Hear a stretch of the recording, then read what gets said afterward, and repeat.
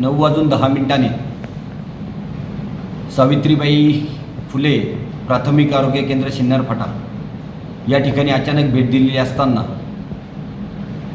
कर्मचाऱ्यांपासून सर्वांचा वेळ 9 वाजेचा असतानाही 9:15 झाले तरी त्या ठिकाणी 2च कर्मचारी आढळून आले आणि बाकीचे त्या ठिकाणी कोणी उपलब्ध झालं नाही. तर मी लगेच ताबडतोब त्या ठिकाणी पहिला डॉक्टर धनेश्वरांना फोन केला. त्यानंतर अमित रंजन अतिरिक्त आयुक्त यांना फोन केल्यानंतर त्या ठिकाणी धनेश्वर सरसुद्धा आले आणि त्या ठिकाणी पाहणी केलेली असताना त्या ठिकाणी अनेक कर्मचारी वेळेत हजर झालेल्यांना आढळून आले आम्हाला गैरहजर होते. म्हणून त्या ठिकाणी आज त्यांची ॲब्सेंटी लावण्यात आली आणि कामाची शिस्त, कामाची जी वेळ आहे आपली, ती वेळ कर्मचारी असो डॉक्टर्स असो त्यांनी आपली वेळ पाळावी असे मी त्या ठिकाणी डॉक्टर धनेश्वर यांना आदेशित केलं. त्यावेळेला त्यांनी खडे बोल त्या ठिकाणी सर्व कर्मचाऱ्यांना सुनावले. उद्यापासून मला शिस्त पाहिजे, मी कधीही राहून मारू शकतो, कधीही येऊ शकतो त्या ठिकाणी केंद्रावर. आणि म्हणून प्रामुख्याने जी आपली वेळ दिली लोकांना वेटीस धरणं, केस पेपरचं 9:15 झाले तरी केस पेपरचं उघडलेलं नव्हतं त्या ठिकाणी, ते कर्मचारीच हजर नव्हते. त्यांनी कारणं सांगतात का रेल्वेत आहे, ट्रेन लेट झाली, अशा गोष्टी जर असेल तर मग ते लांबून येणाऱ्या कर्मचाऱ्याला दुसऱ्या जागेवर द्या. त्या ठिकाणी इथला लोकल जो असेल कर्मचारी त्याला तिथं बसवा. पण अशा परिस्थितीमध्ये कुठलीही आम्ही बाब खपून घेणार नाही. अनेक लोकांच्या तक्रारी दिव्य मराठी पेपरने त्या ठिकाणी 8 दिवसापूर्वीच बातमी त्या केंद्राच्या बाबतीत दिलेली आहे. अनेक लोकांच्या तक्रारी माझ्यापर्यंत आल्या. त्याच्यामुळे आज सकाळीच अचानक त्या ठिकाणी भेट दिलेली असताना या अशा त्रुटी सगळ्या आढळून आल्या.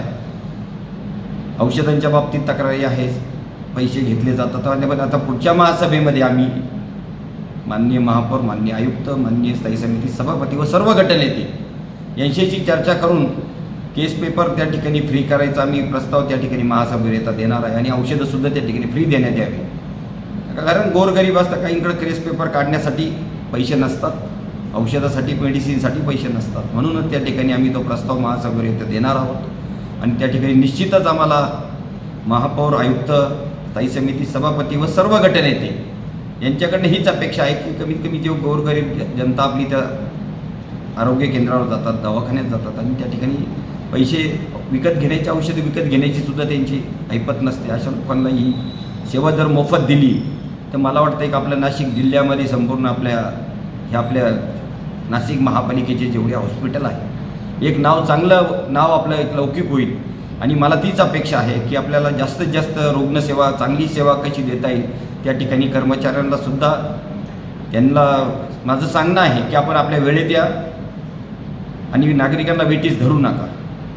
म्हणूनच आज त्या सावित्रीबाई फुले प्राथमिक आरोग्य केंद्र सिन्नर फाटा भेट दिली असताना 8 कर्मचारी वेळेत हजर नसते, 2च कर्मचारी त्या ठिकाणी हजर होते. 10 वाजले तरी कर्मचारी येत होते. म्हणजे अशी परिस्थिती असताना जर एक तास जर लोकांना वेटीस धरायचं तर मग ते आपली कामाची जबाबदारी झटकता असं वाटायला लागलं. म्हणून त्या ठिकाणी डॉक्टर धनेश्वर आले. धनेश्वरांनी ताबडतोब प्रशासनाच्या वतीनं सगळ्यांना आदेशित केलं आणि सर्वांना सांगितलं की आपण आपल्या नोकरीशी प्रामाणिक राहा.